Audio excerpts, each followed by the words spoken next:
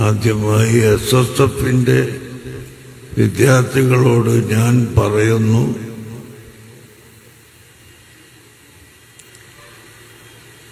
പണ്ടത്തെ പോലെ പെട്ടെന്ന് ഓടി വരാൻ ആഫിയത്തില്ലാത്ത ഞാൻ കോഴിക്കോട്ട് നിന്നും ഷൊർണൂരിലേക്ക് ട്രെയിനിന് വന്നു. അവിടെ നിന്ന് ഇങ്ങോട്ട് കാർ മാർഗം വന്നു. ഇനി മടങ്ങിപ്പോകാനും ഷൊർണൂരിലേക്ക് പോകണം. ഇത്രയും അധികം ബുദ്ധിമുട്ടി എന്ന് പറയുമ്പോൾ നിങ്ങൾക്കത് ബുദ്ധിമുട്ടായി തോന്നില്ല, എങ്കിലും എനിക്ക് വലിയ ബുദ്ധിമുട്ടാണ്. ഈ ബുദ്ധിമുട്ട് സഹിച്ച് ഇവിടെ വന്നത് എൻ്റെ ചെറിയ കുട്ടികളെ, SSFന്റെ വിദ്യാർത്ഥികളെ ആലോചിച്ചുകൊണ്ടാണ്. SSF വിദ്യാർത്ഥികൾ എന്ന് പറയുന്നു പഠിക്കുന്നവരായതുകൊണ്ട്. അതേ സമയത്ത് അവരെല്ലാവരും യുവാക്കളാണ്. യുവാക്കളായ നിങ്ങളോട് എനിക്ക് പറയാനുള്ളത്, ഈ രാജ്യത്ത് എല്ലാ തുറകളിലും ഭാവിയിൽ പ്രവർത്തിക്കാനുള്ളവർ നിങ്ങളാണ്. നമ്മുടെ ഓരോ മഹല്ലത്തുകളിലും ഭരിക്കേണ്ടവർ നിങ്ങളാണ്. ഇവിടുത്തെ ഖത്തീബുമാരും ഖാദിമാരും ആവേണ്ടവർ നിങ്ങളാണ്. MLA-മാരും MP-മാരും പ്രസിഡന്റുമാരും ആകേണ്ടത് നിങ്ങളാണ്.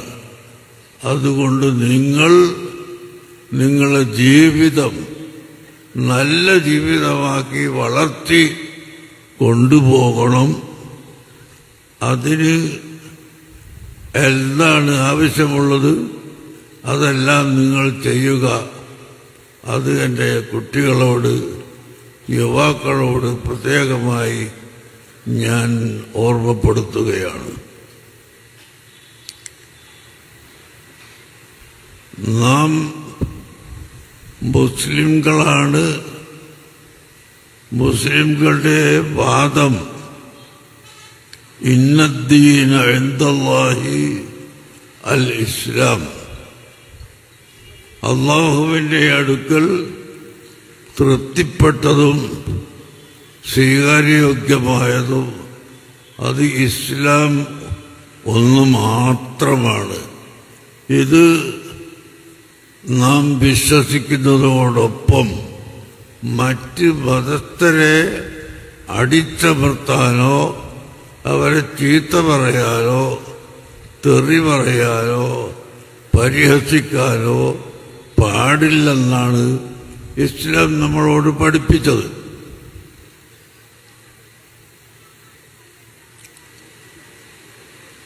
ഇപ്പോൾ തന്നെ സുബ്ഹാനല്ലാഹ്, നമ്മുടെ കേരളീയക്കാരിയായ ഒരു സ്ത്രീ യമനിൽ തൂക്കിൽ വരാൻ പോകുന്ന ഏതാനും മണിക്കൂറുകൾക്ക് മുമ്പ് ആണ് ഞാൻ ആ വിവരം തന്നെ അറിയുന്നത്. അതിന് മുമ്പ് ഞാനൊന്നും വേണ്ടത്ര അറിയാനും ആലോചിക്കാനും സമയം കിട്ടാറില്ല. അപ്പോഴാണ് ഞാൻ നമ്മുടെ ഏറ്റവും വലിയ പ്രിയപ്പെട്ട നേതാക്കളായ ഉലമാ യമനിലെ ഹദറമൗത്തിലെ ഉലമാവുമായി ബന്ധപ്പെട്ട് ആ ആലിമീങ്ങളൊന്നായി ഈ വിഷയത്തിൽ ബന്ധപ്പെട്ടു. ഇസ്ലാം മതത്തിൽ കർമ്മശാസ്ത്രം എന്ന് പറഞ്ഞിട്ടൊരു ശാസ്ത്രമുണ്ട്. ഇവിടെ ഇരിക്കുന്ന എല്ലാ ആലിമീങ്ങൾക്കും അറിയാം. ഇബാദത്ത്, ആരാധനാ സംബന്ധമായ പഠനങ്ങളും വിഷയങ്ങളും രണ്ടാമത്തത്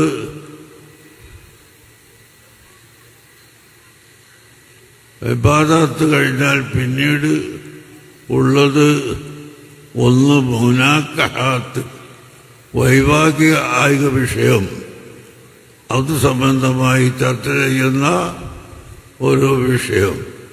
മറ്റൊന്ന് മുആമലാത്ത്, ഇടപാടുകൾ, എന്തെല്ലാം കച്ചവടം ചെയ്യാം, എങ്ങനെ ചെയ്യാം എന്ന് ചർച്ച ചെയ്യുന്ന ഒരു വിഷയം.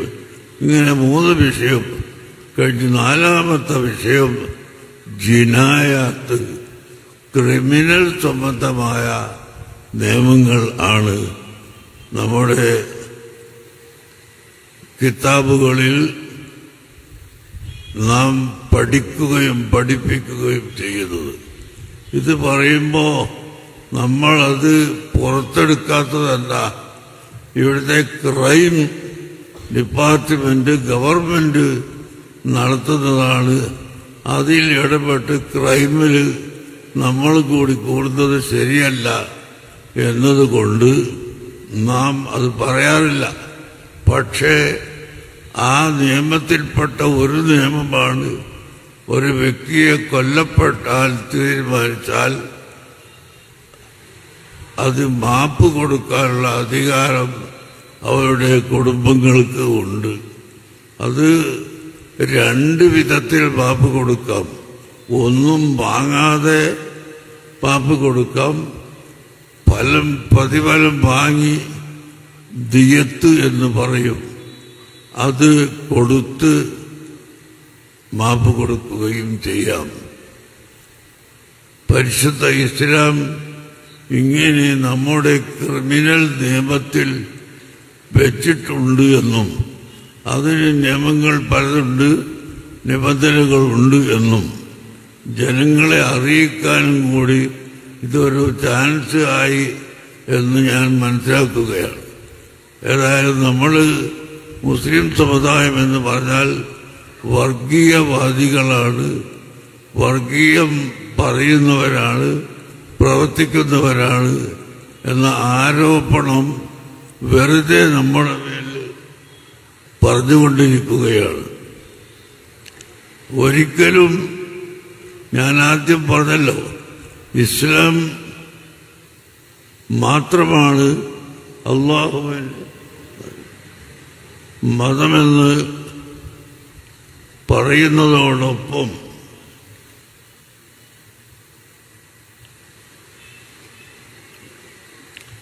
മറ്റേതെങ്കിലും ഒരു മതത്തിൽ നമ്മുടെ നിയമം അടിച്ചേൽപ്പിക്കുകയോ അല്ലെങ്കിൽ മറ്റുള്ളവരെ താഴ്ത്തി നിന്ദിക്കുകയോ ചെയ്യുന്നത് പാടില്ലെന്നാണ് ഇസ്ലാം പഠിപ്പിച്ചത്. ഇഷ്ടമുള്ളവർക്ക് സ്വീകരിക്കാം, ഇല്ലാത്തവർക്ക് ഒഴിവാക്കാം. സുബ്ഹാനല്ലാഹ്, ഈ സംഭവം തന്നെ ഉണ്ടായപ്പോൾ നല്ലവരായ എല്ലാവരും അതിനെ സ്വാഗതം ചെയ്തു. അതിൻ്റെ ഇടയിൽ ചില ആളുകൾ ക്രെഡിറ്റ് സമ്പാദിക്കാൻ വേണ്ടി എന്തൊക്കെ പറഞ്ഞ്, നമ്മൾക്കങ്ങനത്തെ ക്രെഡിറ്റ് ഒന്നും വേണ്ട, അതൊക്കെ അവരെടുത്തോട്ടെ, നമുക്കിവിടെ സുഖമായി ജീവിക്കണം, നമ്മുടെ പള്ളി ഉണ്ടാക്കണം, മദ്രസ ഉണ്ടാക്കണം, നമ്മളെ ദീൻ പഠിപ്പിക്കണം. SSFന്റെ സാഹിത്യോത്സവം പരസ്യമായി സമ്മേളനത്തിൽ നടത്തി പ്രസംഗിക്കണം. അതല്ലാതെ നമുക്കിവിടെ മറ്റാരെയും നിർബന്ധിച്ച് മതപരിവർത്തനം വരുത്തുന്ന പണിയൊന്നും നമ്മൾ ഏറ്റെടുത്തിട്ടില്ല.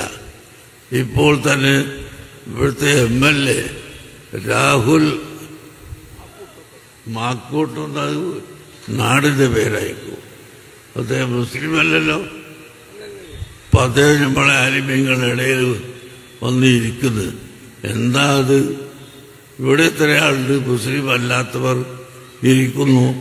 അതിനൊന്നും യാതൊരു തടസ്സവും നമ്മുടെ ഇടയിൽ ഇല്ല എന്ന് നാം മനസ്സിലാക്കി തീർച്ചയായും നാം ഐക്യത്തോടും സന്തോഷത്തോടും കൂടി ഈ രാജ്യത്ത് എല്ലാ നല്ല കാര്യങ്ങളും ഉണ്ടാക്കി തീർക്കാൻ ശ്രമിക്കുക എന്ന് ഞാൻ നിങ്ങളെ ഓർമ്മപ്പെടുത്തുന്നു.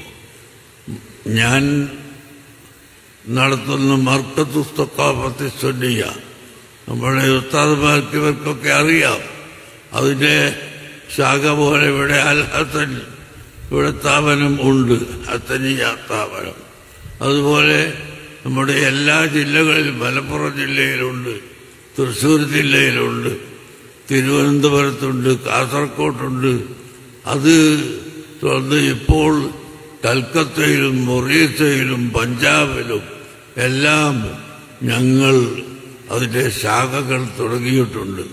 അവിടെയെല്ലാം ആളുകൾക്ക് മതഭൗതിക സാങ്കേതിക സമുന്നയ വിദ്യാഭ്യാസം നൽകുക, അതാണ് ലക്ഷ്യം. നിങ്ങൾക്ക് വടക്കേ ഇന്ത്യയിലേക്ക് ചെന്നു നോക്കിയാൽ കാണാം, പല സ്ഥലങ്ങളിലും ഗ്രാമങ്ങളിൽ ഒരു ABCD എന്ന് പറയുന്ന അക്ഷരം പോലും അറിയാത്ത, ഒരു വസ്തുവും അറിയാത്ത, അള്ളാഹു എന്ന് പറയാൻ അറിയാത്ത, അലിഫ് അറിയാത്ത ധാരാളം പാവപ്പെട്ട ജനങ്ങൾ ഉണ്ടായിരുന്നു. അവിടെയെല്ലാം ഇപ്പോൾ നമ്മുടെ പ്രവർത്തനം ശക്തിയായി നടത്തിക്കൊണ്ടിരിക്കുമ്പോൾ അവിടെയുള്ള എല്ലാ ഗവൺമെൻറ്റും ആളുകളും എല്ലാം നമുക്ക് വളരെ സഹകരണമാണ് ചെയ്തു തരുന്നത്. ഇപ്പോൾ എൻ്റെ സ്വന്തം മർക്കത്ത് സഖാഫത്ത് സുന്നിയയുടെ കീഴിൽ തന്നെ 65,000 കുട്ടികളെ ഞങ്ങൾ പഠിപ്പിച്ചുകൊണ്ടിരിക്കുന്നു, സൗജന്യമായി പഠിപ്പിച്ചുകൊണ്ടിരിക്കുന്നു. എന്താ കാരണം? വിദ്യാഭ്യാസമുണ്ടായാൽ മാത്രമേ ഈ രാജ്യം നിലനിൽക്കുകയുള്ളൂ. ആ കൂട്ടത്തിൽ മുസ്ലിംകളല്ലാത്ത കുട്ടികൾക്കും സൗകര്യം ചെയ്തു കൊടുത്ത് അവരുടെ പഠനം പഠിപ്പിക്കുന്നവരുണ്ട്. ഏതായാലും അങ്ങനെ ഇസ്ലാം ഇവിടെ ജനങ്ങൾക്ക് വേണ്ടി ഗുണം ചെയ്യുന്നതും ജനങ്ങൾക്ക് ആവശ്യമായ കാര്യങ്ങൾ നിർവഹിക്കുന്നവരുമാണ് എന്ന് ലോകത്തിന് പഠിപ്പിച്ചു കൊടുക്കണം. അതേസമയത്ത് എൻ്റെ SSFന്റെ വിദ്യാർത്ഥികളോട് പറയാനുള്ളത്, നിങ്ങളെല്ലാവരും ഞാൻ നേരത്തെ പറഞ്ഞതുപോലെ നല്ല ജീവിതം സ്വീകരിക്കണം. നിങ്ങൾ നല്ലവരെ കണ്ടുപഠിക്കണം. നല്ലവരായ മഹാന്മാർ നടന്ന് ജീവിച്ച് കാണിച്ചു തന്ന ആ മാർഗം ഒരിക്കലും കൈവിട്ടു പോകാതെ മുറുകെ പിടിക്കണമെന്ന് നിങ്ങളോട് ഞാൻ ഒരിക്കൽ കൂടി ആവശ്യപ്പെടുകയാണ്. ഇൻഷാ അല്ലാഹ് അങ്ങനെ നമ്മൾ മുന്നോട്ട് പോയാൽ ഇവിടെ ഒരിക്കലും കുഴപ്പം ഉണ്ടാവുകയില്ല. അത് നമ്മളിവിടുന്ന് പുറത്തു പോകേണ്ടി വരില്ല ഇൻഷാ അല്ലാഹ്, അതിന് സംശയമൊന്നുമില്ല. അങ്ങനെ നമ്മൾ ഒറ്റക്കെട്ടായി യോജിച്ച് മുന്നോട്ട് പോയാൽ നമ്മൾ ഇവിടെ നിന്ന് പുറത്തു പോകേണ്ടി വരില്ല. അതിന് സംശയം വേണ്ട. അങ്ങനെ ചിലർക്ക് ഒരു തോന്നൽ മുസ്ലിമീങ്ങളൊക്കെ ഇവിടുന്ന് പുറത്തു പോകേണ്ടി വരും. ഇൻഷാ അല്ലാഹ് അതൊന്നും ഉണ്ടാവില്ല.